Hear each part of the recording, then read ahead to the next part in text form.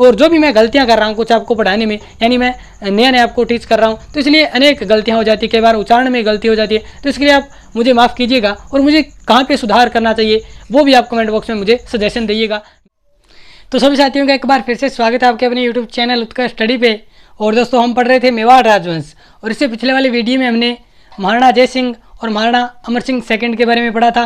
आज हम पढ़ेंगे महाराणा संग्राम सिंह सेकंड और महाराणा जगत सिंह सेकंड के बारे में। यानी महाराणा अमर सिंह सेकंड हमने पढ़ा था और हमने देवारी समझौता पढ़ा था। यानी महाराणा अमर सिंह सेकंड की मृत्यु के बाद महाराणा संग्राम सिंह सेकंड है वो महाराणा बनते हैं, उनके बाद में महाराणा जगत सिंह सेकंड है वो महाराणा बनेंगे। तो सबसे पहले हम पढ़ेंगे संग्राम सिंह सेकंड के बारे में, क्योंकि 1710 में अमर सिंह सेकंड की मृत्यु हो जाती है और महाराणा कौन बनते हैं? संग्राम सिंह। तो चलिए संग्राम सिंह के बारे में देखते हैं। और इससे पहले आप पिछले वाली वीडियो भी देख लीजिएगा, यानी जो आपको मैंने देवारी समझौता पढ़ाया था वो आप देख लीजिएगा, उससे आपको ज़्यादा समझ में आएगा। ठीक है, अब संग्राम सिंह सेकंड के बारे में हम क्या पढ़ेंगे? तो सबसे पहले आपके सामने लिखा हुआ है शैलियों की बाड़ी, यानी संग्राम सिंह ने क्या किया? संग्राम सिंह सेकंड है, ठीक है, संग्राम सिंह सेकंड ने क्या किया? अपनी राजकुमारी यानी अपनी पुत्री के लिए एक बाड़ी यानी बगीचे का निर्माण करवाया, और जिसमें वो अपनी सहेलियों के साथ है वो घुमा करती थी, इसलिए इसको यानी इस बगीचे को जाना जाता है सहेलियों की बाड़ी के नाम से। और ये कहाँ पे है? तो ये उदयपुर में, यानी उदयपुर में वर्तमान में आज जहाँ फतेह सागर झील है उसके किनारे ही ये आपका बगीचा बना हुआ है, जिसे सहेलियों की बाड़ी कहा जाता है। तो ये आप याद रखिएगा, इसके बारे में इतनी बातें। अब देखिए वैद्यनाथ मंदिर, ये इंपॉर्टेंट चीज़ है। यानी महाराणा संग्राम सिंह सेकंड ने क्या किया? अपनी माता देवकुंवरी के लिए, इनकी माता का नाम था देवकुंवरी, देवकुंवरी, इनके लिए एक मंदिर का निर्माण करवाया। कहाँ पे? सिसारमा उदयपुर में, सिसारमा उदयपुर में, जिसका नाम था वैद्यनाथ मंदिर। यानी मुख्य रूप से ये शिव जी का मंदिर था।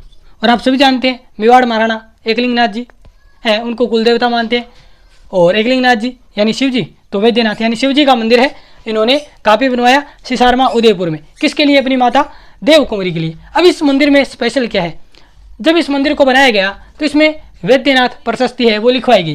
यानी कौन सी प्रशस्ति? वैद्यनाथ प्रशस्ति। यह प्रशस्ति लिखाई गई, इसका मतलब इसका कोई प्रशस्तिकार होगा, तो इसका प्रशस्तिकार था रूप भट्ट। कौन था? रूप भट्ट।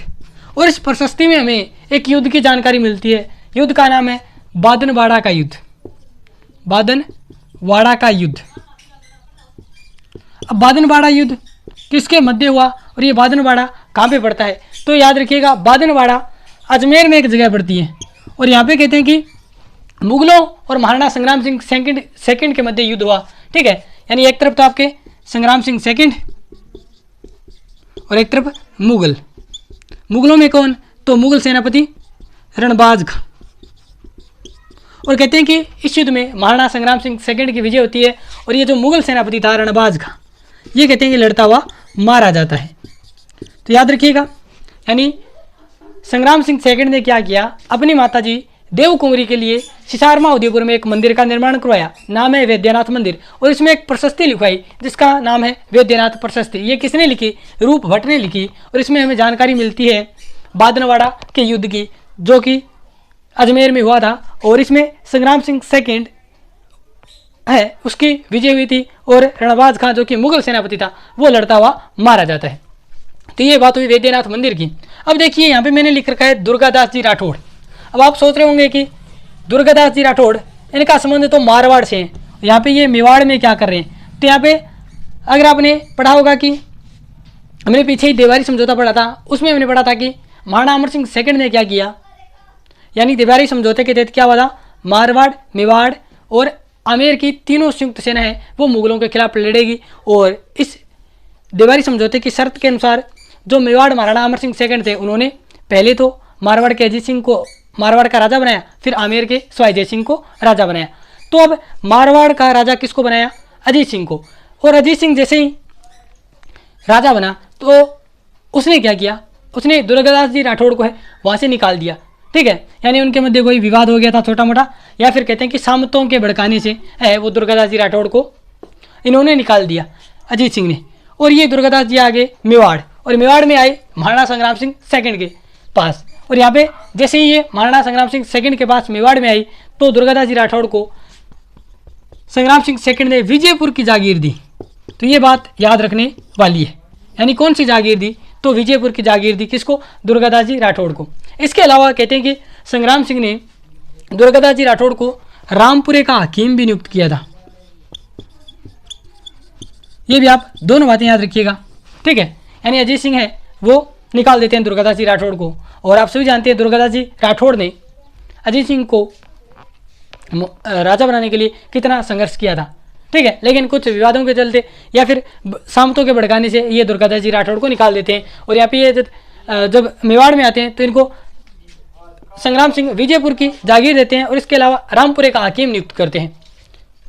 अब देखिए ये समझ में आ गया। अब देखिए हुरडा सम्मेलन और मराठों का प्रवेश, यानी महाराणा संग्राम सिंह सेकंड के समय मराठा क्या करते हैं, 1711 में मेवाड़ के क्षेत्र में, यानी मेवाड़ क्षेत्र से चौथ वसूली करते हैं। अब चौथ क्या है, यानी आय का 1/4 भाग, ठीक है। ये मराठों ने पहली बार राजपुताने में प्रवेश किया, कब? 1711 में। और राजपुताने में कौन सी रियासत में? मेवाड़ रियासत में। कौन सी रियासत में? मेवाड़ रियासत। अब मेवाड़ रियासत में उन्होंने क्या किया?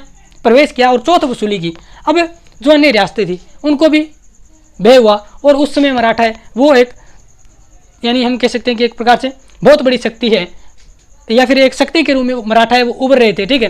तो इसलिए जो अन्य रियासतें थी जैसे आमेर, मारवाड़, उनको भी मराठों से डर लगा, और उन्होंने क्या किया, सभी रियासतों ने मिलकर मराठों के विरुद्ध एक सम्मेलन किया और उसके यानी मराठों के विरुद्ध युद्ध करने की योजना बनाई।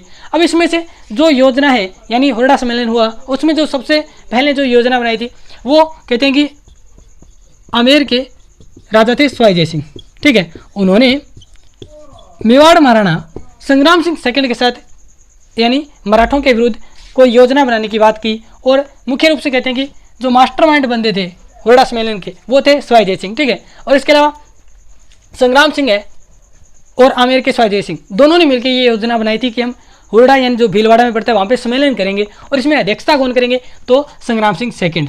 लेकिन होता क्या है कि 1734 में संग्राम सिंह सेकंड की मृत्यु हो जाती है और महाराणा बन जाता है जगत सिंह सेकंड, यानी संग्राम सिंह सेकंड का पुत्र।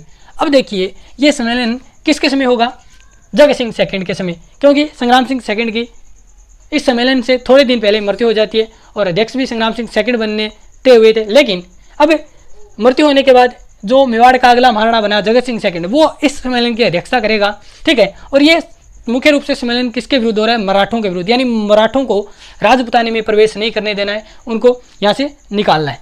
तो अब देखिए हुरडा सम्मेलन, तो ये कब हुआ और क्यों किया गया, तो क्यों किया गया, मराठों के विरुद्ध, यानी मराठों को राजपुताने से निकालने के लिए।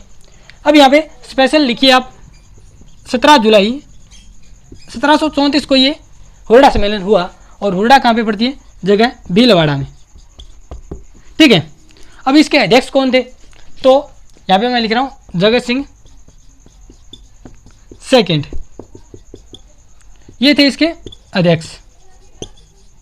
अब इसके अलावा इस सम्मेलन में कहते हैं कि राजपुताने की जो अधिकांश रियासतें हैं वो इस सम्मेलन में भाग लेने आई थी, और उन्होंने सारों ने मराठों को राजपुताने से बाहर निकालने की योजना बनाई थी। अब आप देखिए यहाँ पे इस सम्मेलन में कौन कौन आता है, यानी किस किस रियासत से कौन कौन आता है, ठीक है। तो अब देखिएगा, इसके अलावा हमने बात की थी अभी आमेर की, तो आमेर के स्वाई जय सिंह उस समय राजा हुआ करते थे, तो ये आए थे इस सम्मेलन में, और ये इस योजना के मुख्य बंदे थे, यानी मास्टरमाइंड थे, ठीक है। इसके अलावा देखिए मारवाड़ से कौन आया, तो मारवाड़ में अभी बात चल रही थी अजीत सिंह की, अजीत सिंह नहीं आया था, मारवाड़ से आया था अभय सिंह, यानी अजीत सिंह का बेटा था अभय सिंह, वो आया था। क्योंकि आप अभी देखिएगा नागौर से आया था बख्त सिंह। अभय सिंह और बख्त सिंह दोनों भाई थे। अभय सिंह है वो अजीत सिंह का बड़ा पुत्र था, बख्त सिंह छोटा था।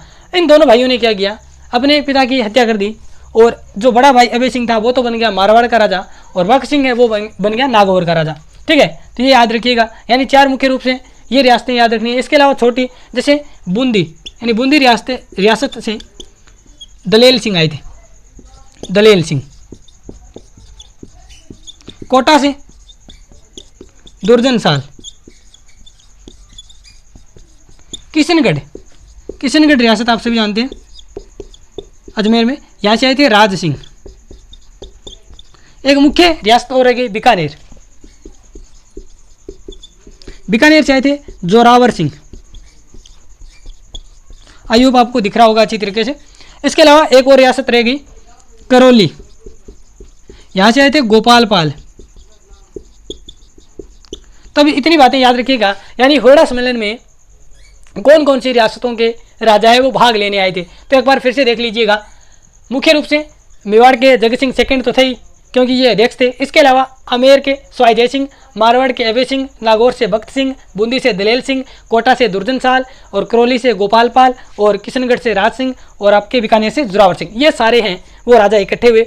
और कहते हैं कि जो अध्यक्ष बनना तय हुआ था संग्राम सिंह सेकंड, लेकिन संग्राम सिंह सेकंड की मृत्यु हो जाती है। और इसी बीच कहते हैं कि इस सम्मेलन में जब इकट्ठे हुए थे तो आमेर और मारवाड़ वालों की नहीं बन रही थी, तो इसलिए सवाई जय सिंह और अभय सिंह के मध्य थोड़ी अध्यक्षता के लिए है वो लड़ाई वगैरह झगड़ा भी हुआ, लेकिन बाद में जगत सिंह सेकंड को अध्यक्ष बनाया गया। अब ये सम्मेलन हुआ और इस सम्मेलन में क्या हुआ, ये तय हुआ कि अभी तो चल रहा है जुलाई, यानी वर्षा ऋतु का महीना है, तो इसलिए हम इस वर्षा का जो सीजन है इसके बाद हम सारे मिलेंगे और मराठों के विरुद्ध एक युद्ध अभियान करेंगे। और ये इस सम्मेलन में जो तय हुआ था कि हम रामपुरा, जो कि कोटा में एक जगह पड़ती है, वहाँ पे मिलेंगे। यानी आज तो इस सम्मेलन में 17 जुलाई 1734 को हम मिल लिए, उसके बाद में यानी वर्षा ऋतु ये समाप्त होगी, ठीक है। इसके बाद में हम मिलेंगे कहाँ पे, रामपुरा, रामपुर में, जो कि कोटा में, वहाँ पे मिलेंगे और सभी मिलके मराठों के विरुद्ध एक युद्ध अभियान करेंगे और उसमें मराठों को भगाएंगे। लेकिन कहते हैं कि यह सम्मेलन यहाँ पे शर्तें तय तो हुई थी।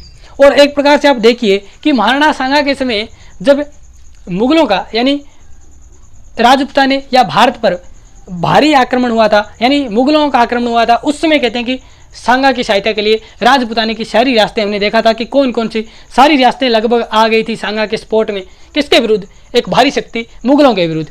अब इसी प्रकार सांगा के बाद में हम कह सकते हैं कि राजपूताने की एक बार फिर से सारी अधिकांश रियासतें वो एक यानी एकजुट हो रही है, किसके विरुद्ध, बाह्य शक्ति मराठाओं के विरुद्ध।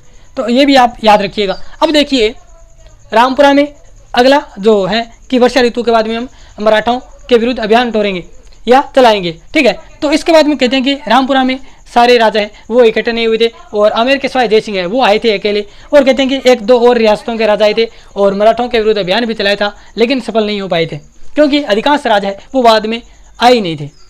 तो ये था हुरडा सम्मेलन। इसके अलावा जगत सिंह के बारे में आपको याद क्या रखना है ये और देख लीजिए थोड़ी बातें। जिस प्रकार हमने पढ़ा था कि कर्ण सिंह ने कर्ण विलास महल बनवाया था, अमर सिंह सेकंड ने अमर विलास महल अपने नाम पे बनवाया था, इसी प्रकार जगत सिंह ने क्या किया, एक महल बनाया जगत विलास महल, ठीक है। यानी पिछोला झील के पास ही एक महल बनवाया जगत विलास महल। अब इस महल की जानकारी हमें कहाँ से मिलती है, तो जगत सिंह सेकंड के दरबार में एक कवि हुए हैं, विद्वान हुए हैं दरबारी नेकराम, उन्होंने एक पुस्तक लिखी जिसका नाम था जगत विलास। और इस पुस्तक में उन्होंने इस महल की जानकारी दी, किस महल की, जगत विलास महल की, यानी जहाँ पे जगत सिंह रहते हैं जगत विलास महल अपने नाम पे, यानी जहाँ पे रहते थे वहाँ पे उन्होंने महल बनवाया अपने नाम से जगत विलास महल। तो ये थी आज की क्लास, हमने महाराणा संग्राम सिंह सेकंड और महाराणा जगत सिंह सेकंड के बारे में पढ़ा। आपको क्लास कैसी लगी आप कमेंट बॉक्स में बताइएगा। और हमारा जो मेवाड़ राजवंश है वो जल्दी ही कंप्लीट होने वाला है, फिर हम आगे जो अन्य राजवंश है वो है उस पर चर्चा करेंगे। और आपको वीडियो कैसा लगा ये आप कमेंट बॉक्स में बताइएगा।